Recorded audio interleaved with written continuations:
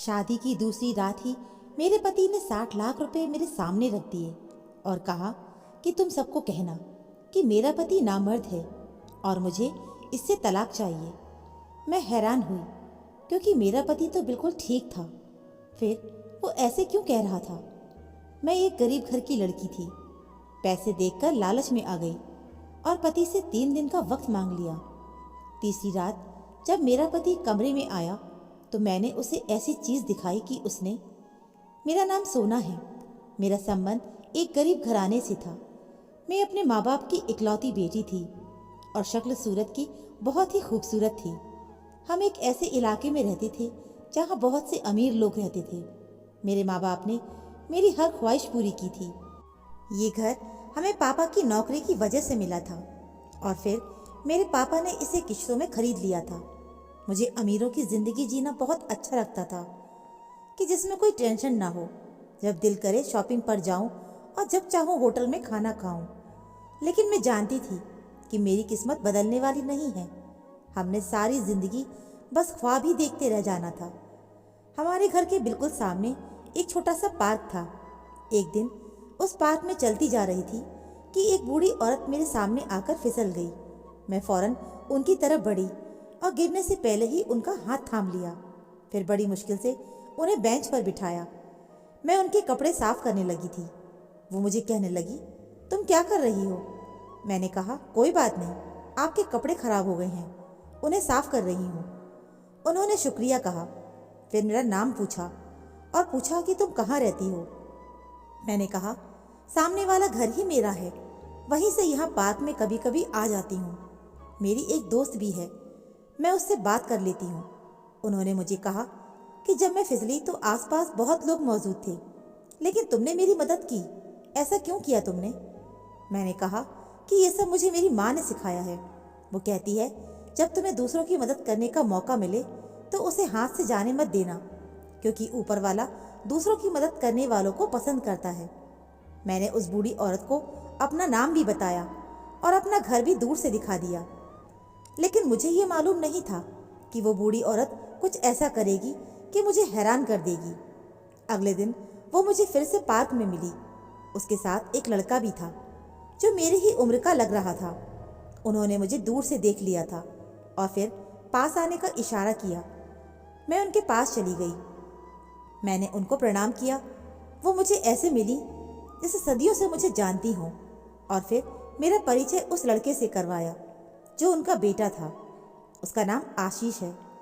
बूढ़ी औरत ने मुझे कहा, तुम तो मेरे बेटे आशीष को अपना दोस्त समझो और इसके साथ बातें करो। मुझे बात बहुत अजीब सी लगी। मैंने कहा, मुझे घर जाना है, मैं काफ़ी देर से यहाँ आई हूँ। आज भी मेरी दोस्त नहीं आई थी, इसलिए मुझे जल्दी वापस जाना था। उन्होंने देख लिया कि मैं घबरा रही हूँ। उन्होंने कहा, ठीक है, तुम थोड़ी देर मेरे साथ बैठ जाओ, फिर चली जाना। फिर वो बूढ़ी औरत कहने लगी, तुम जानती हो, तुम्हें भगवान बहुत बड़े पुण्य का काम करने का मौका देने वाला है। मैंने कहा, आपको कैसे पता कि मुझे पुण्य करने का मौका मिलने वाला है, और वो पुण्य क्या होगा? मैंने भी उनसे ढेरों सवाल कर डाले थे। वो बोली, ये पुण्य का काम बहुत बड़ा है, लेकिन तुम्हें मजबूत होना पड़ेगा, बहुत चालाक होना पड़ेगा। क्या तुम ऐसा कर सकती हो? मैंने कहा, मुझे आपकी बात समझ में नहीं आ रही। आप क्या कहना चाहती हैं? खुलकर बताएं। मैं वादा करती हूँ कि मैं अपनी तरफ से पूरी कोशिश करूँगी कि मैं क्या क्या कर सकती हूँ। उन्होंने कहा कि मैं तुम्हें ज़रूर बताऊँगी, लेकिन अभी नहीं, जब वक्त आएगा तुम्हें मैं हर बात बता दूँगी। अभी तुम घर जाओ, कल मिलते हैं। अब मैं रोज़ उनसे मिलती थी क्योंकि वो भी इसी पार्क में आया करती थी। मेरा भी घर में दिल नहीं लगता था। शायद उस बूढ़ी की बातों ने मुझे बेचैन कर दिया था। फिर एक दिन वो बूढ़ी औरत मेरे घर आ गई। मैं उनकी तरफ जाने लगी थी कि मगर मेरी माँ ने मेरा रास्ता रोक लिया और कहा, बेटी क्या कर रही हो? ऐसे मुंह उठाकर अंदर जा रही हो? जाओ, जाकर पहले तैयार हो जाओ। मैंने कहा, मैं तैयार क्यों हो जाऊं? ठीक है, वो मेहमान है। लेकिन अभी मेरे शब्द मेरे मुंह में ही थे कि मेरी माँ ने कहा, पागल लड़की, वो औरत तुम्हारा रिश्ता देखने आई है, क्या उनके सामने ऐसा मुंह लेकर जाओगी? मेरे कदमों तले जमीन निकल गई और मुंह खुला का खुला रह गया। वो मेरे लिए रिश्ता लेकर आई थी और अपने उसी बेटे का। लेकिन ऐसा कैसे हो सकता था? वो मुझे पहले से ही अच्छी तरह देख चुकी थी। खैर, मैं जल्दी से तैयार हो गई और ऐसे पेश आई जैसे मैं उनको नहीं जानती थी। फिर उन्होंने खुद ही बता दिया कि आपकी बेटी को मैंने पार्क में देखा था, बहुत ही प्यारी बच्ची है। मेरे माँ बाप तो इस रिश्ते को लेकर बहुत खुश थे। उन्होंने मेरा रिश्ता आशीष से तय कर दिया था, लेकिन मुझे उन पर बहुत गुस्सा आया था क्योंकि मुझे अभी शादी नहीं करनी थी। वो सब हंस हंस कर बातें कर रहे थे। फिर बूढ़ी औरत ने मुझे अपने पास बुलाया, मेरे हाथ में एक डब्बा पकड़ाया। माँ ने कहा, आप ये क्या कर रही हो? बूढ़ी औरत ने कहा कि सोना अब मेरी बेटी है और मैं इसके लिए तोहफा लाई हूँ। जब वो औरत चली गई तो मैंने सबके सामने उस डब्बे को खोला। उसमें मेरे लिए एक मोबाइल फ़ोन था। मेरे बाप बाप तो इस महंगे मोबाइल को देखकर खुश हुए। जब मैं अपने कमरे में गई तो उस मोबाइल पर एक कॉल आ रही थी। वो कॉल मुझे मेरी होने वाली सास ने की थी। फिर उन्होंने मुझे ऐसी बात बताई कि मेरे कदमों तले ज़मीन ही निकल गई। उनका कहना था कि मेरे बेटे ने तुम्हें पहली ही नज़र में पसंद कर लिया था। तुम सोच रही होंगी कि मैंने तुम्हें अपनी बहू बनाने का फैसला क्यों किया है। दरअसल ये फैसला मेरे बेटे का था, इसलिए मैं तुम्हें तुम्हारे घर रिश्ता लेकर आई थी और अब मैं तुम्हारी तरफ से हाँ का जवाब सुनना चाहती हूँ। बेटी, मैं तुम्हें बहुत खुश रखूँगी। मैंने उनको बस इतना कह दिया कि जैसे मेरे माँ बाप की मर्जी होगी वो आपको बता देंगे। वो इस बात पर इतनी प्रभावित हुई कि मैंने ऐसी बात बोली है। खैर, मेरी शादी पक्की हो गई। शादी में इतने तोहफे आए कि मैं हैरान रह गई थी। एक से एक महंगा तोहफा, और वो भी सारे के सारे आशीष की तरफ से थे। इसका मतलब कि वाकई वो मुझे पसंद करता था। मैं बहुत ही खुशकिस्मत थी। वो बहुत ही खूबसूरत भी था और उसकी माँ भी बहुत अच्छी थी। यहाँ तक कि उनका खानदान भी छोटा था। मेरी सास खुशी से फूली नहीं समा रही थी। पहले मेरा शादी करने का कोई इरादा नहीं था, लेकिन अब मुझे बहुत अच्छा लग रहा था। अब मैं अपने घर आ गई। मेरा कमरा बहुत ही खूबसूरती से सजाया गया था। मैं बस वही देखती जा रही थी। दरवाजे पर हल्की सी आहट हुई। मैं सीधी होकर बैठ गई, मगर उस वक्त आशीष नहीं बल्कि मेरी सास आई थी। वो मेरे कमरे में आई, मेरा हाथ पकड़कर मेरी तारीफ करने लगी, मुझे प्यार किया और कहने लगी, बेटी, मैंने तुम्हें कहा था ना कि ऊपर वाला तुम्हें एक बहुत बड़े पुण्य का काम करने का मौका दे रहा है। किसी को सही राह पर लाना भी तो पुण्य का काम ही होता है। अगर कोई बुरा इंसान है और उसको एक अच्छा इंसान बना दो तो तुम्हें नहीं लगता कि ये बहुत बड़ा पुण्य है? मैं आपकी बात समझी नहीं। आप जो कुछ कह रही हैं वो बेशक बहुत ही अच्छा काम है, इसे पुण्य कह सकते हैं। आप मुझे पूरी बात बताएं, मैं वही करूंगी। इस बात पर वो हंसी और कहने लगी, अभी बहुत दिन है, तुम इस घर में एडजस्ट हो जाओ। आशीष का तो रूटीन है कि वो सुबह ऑफिस जाता है और रात को आता है। पूरा दिन होगा हमारे पास, हम लोग बात करेंगे। कहते हैं अगर आपकी सास अच्छी हो तो आप खुद को खुशकिस्मत समझने लगते हैं, और बाकी की खुशकिस्मती इस बात पर टिकी है कि आपका पति भी बहुत अच्छा हो। थोड़ी देर के बाद आशीष कमरे में आया। उसके हाथ में एक ब्रीफकेस था। खुशी से मेरे दिल में लड्डू फूटने लगे थे, यानी कि मेरा मुंह दिखाई का तोहफा इतना कीमती था कि आशीष उसको ब्रीफकेस में डाल कर लाया था, वरना आज की रात ब्रीफकेस का क्या काम था। मैं इसी सोच में गुम थी जब आशीष ने कहा, कल मुझे बहुत से काम हैं और आप अभी थकी होंगी। मैं भी थक गया हूँ, हम लोग सो जाते हैं। मुझे उसकी ये बात अच्छी लगी थी। उसने मेरा एहसास किया था, लेकिन एक बात बहुत बुरी लगी कि उसने मुझे वो ब्रीफकेस नहीं दिया था, बल्कि उसे अलमारी में रख दिया था। मैंने भी सोचा कि शायद वो थके हुए हैं, आराम करना चाहते हैं। मेरा तोहफा मुझे कल देंगे। हो सकता है इसमें हनीमून के टिकट हों। मैं तो बहुत खुश थी, लेकिन अगले दिन रात को कुछ ऐसा हुआ कि मेरे कदमों तले ज़मीन निकल गई। मैं हैरान बैठी आशीष को देख रही थी। उसने कमरे का दरवाज़ा बंद किया और मेरे सामने बैठ गया। मुझसे पूछा, क्या तुम ठीक हो? मैंने कहा, मैं तो ठीक हूँ, लेकिन आप ये सब क्यों पूछ रहे हैं? थोड़ी देर के बाद उसने वही ब्रीफकेस उठाकर खोला और मेरे सामने रख दिया। मैं हैरान रह गई थी। वो ब्रीफकेस नोटों से भरा हुआ था। आशीष ने 2 पल मुझे देखा और फिर कहने लगा, मैं दावे से कह सकता हूँ कि तुमने इतने पैसे एक साथ नहीं देखे होंगे। मैंने कहा, मगर मुझे इन पैसों का क्या करना है? आशीष ने कहा, जो बात मैं तुमसे अब करने वाला हूँ उस बात को गौर से सुनना, इसे मजाक मत समझना। ये सारे पैसे तुम्हारे हो सकते हैं। मैंने कहा, तुम्हारा क्या मतलब है? मुझे क्या करना होगा? उसने मुझे कहा कि तुम कोई भी बहाना बनाकर मुझसे तलाक ले लो। हमारी शादी का दूसरा दिन था। मैं अपनी शादी से बहुत खुश थी। जब उसने कह दिया कि तुम मुझसे तलाक ले लो, मेरा तो दिल ही बैठ गया था। समझ में नहीं आ रहा था कि क्या जवाब दूं। मैंने उससे पूछा कि तुम ये सब क्यों कह रहे हो? क्या तुम मुझसे खुश नहीं हो? तुमने तो मुझसे पसंद की शादी की है। तुम तो मेरे लिए दीवाने थे, रोज मेरे लिए तोहफे भेजा करते थे। अगर तुमने मुझसे शादी के दूसरे दिन यही कहना था कि मुझसे तलाक ले लो, तो फिर तुमने मुझसे शादी क्यों की?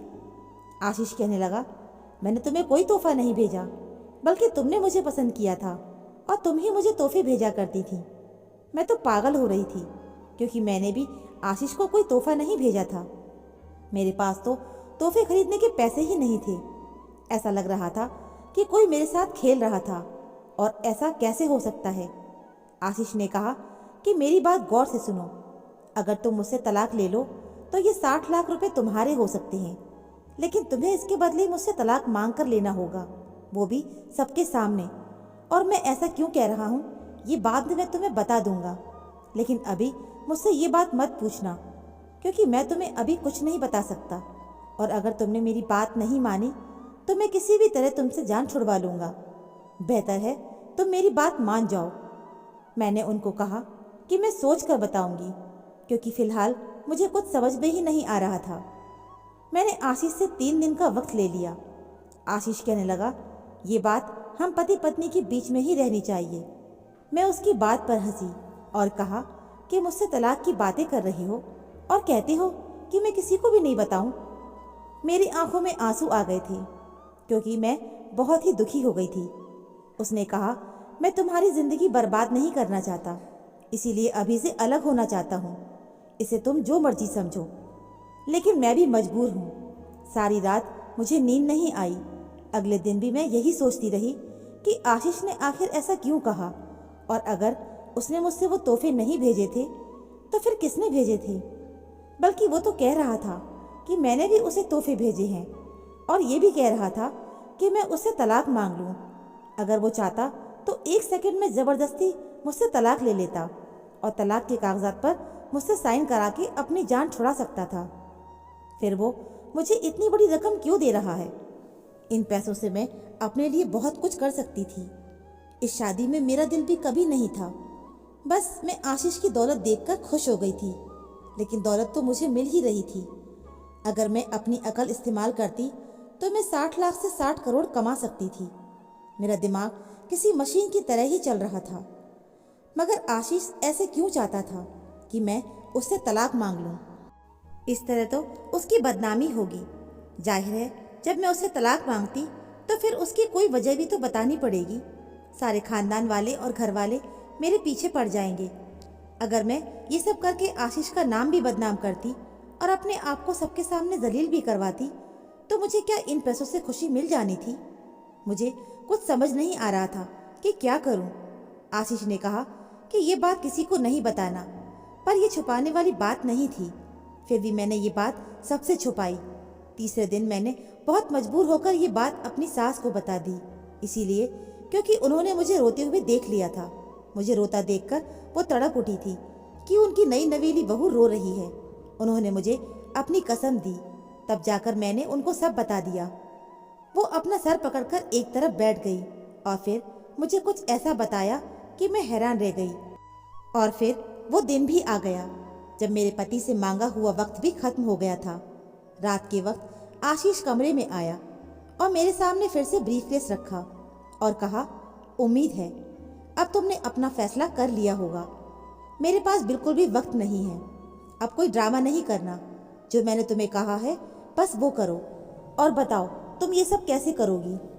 मैंने कहा, ठीक है, जैसा तुम चाहते हो वैसा ही होगा, लेकिन इससे पहले मैं तुम्हें कुछ दिखाना चाहती हूँ। वो हैरान हो गया और कहा कि क्या ये इस वक्त करना ज़रूरी है?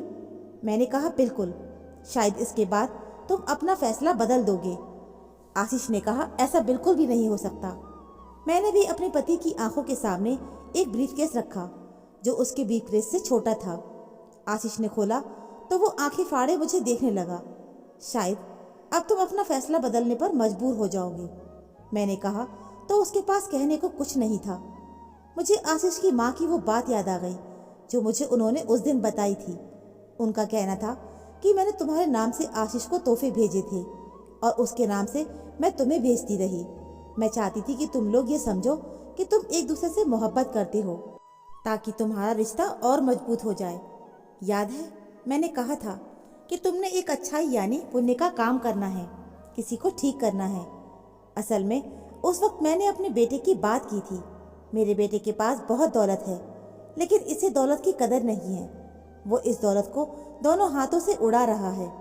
मैंने उसके लिए एक वसीयत लिख दी थी जिसके मुताबिक जैसे ही उसकी शादी होगी उसकी सारी दौलत उसकी पत्नी के नाम हो जाएगी।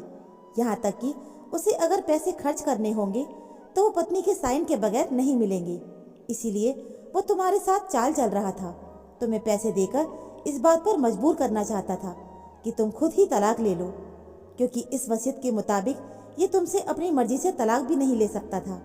अगर तुम तलाक मांगती तो ये कहता कि मैं क्या करूं, अब जब ये मेरे साथ खुद ही नहीं रहना चाहती, इसकी आज़ादी इसको वापस मिल जाएगी। मैंने अपनी सास से कहा कि आप ऐसा नहीं करें, क्योंकि इस तरह तो आप उसकी शादियां ही करवाती रहेंगी और ये उनको पैसे देकर कुछ भी करके अपनी ज़िंदगी से निकालता रहेगा। सास ने मेरे कहने पर एक और वसीयत लिखी जिसके मुताबिक आशीष अपनी मर्जी की दौलत खर्च कर सकता था, लेकिन तब तक जब तक मैं उसके विवाह के बंधन में रहूंगी। बहुत अलग किस्म की वसीयत थी, लेकिन यही सच था। अब मेरा पति अपना सर पकड़कर बैठ गया। उसे कुछ समझ ही नहीं आ रहा था। मैंने उसे समझाया कि शादी का मतलब जिंदगी खत्म होना नहीं होता। मैं आपको पसंद करती हूँ, आपके साथ रहना चाहती हूँ। मैं हमेशा आपका साथ देने की कोशिश करूँगी। मेरे पति ने 2 दिन तक मुझसे बात नहीं की, लेकिन फिर अपनी माँ के समझाने पर उसने मुझसे और अपनी माँ से माफ़ी मांग ली और मुझे छोड़ने का इरादा बदल दिया। मैंने बहुत ही समझदारी से और अपनी सास के कहने पर अपने पति को मना लिया था। उसकी पहले की ज़िंदगी बहुत अय्याशी में गुजरी थी। उसको पैसों की कोई कदर नहीं थी, इसीलिए मेरी सास ने उसकी मेरे साथ शादी की थी और अब आशीष और मैं अपनी ज़िंदगी में बहुत खुश हैं। तो दोस्तों, उम्मीद है मुझे आपको हमारी ये कहानी ज़रूर पसंद आई होगी। कहानी पसंद आई है तो प्लीज़ वीडियो को लाइक, शेयर व चैनल को सब्सक्राइब ज़रूर कर लीजिएगा। तो मिलते हैं फिर एक नई कहानी के साथ। कहानी सुनने के लिए आप सभी का बहुत बहुत धन्यवाद।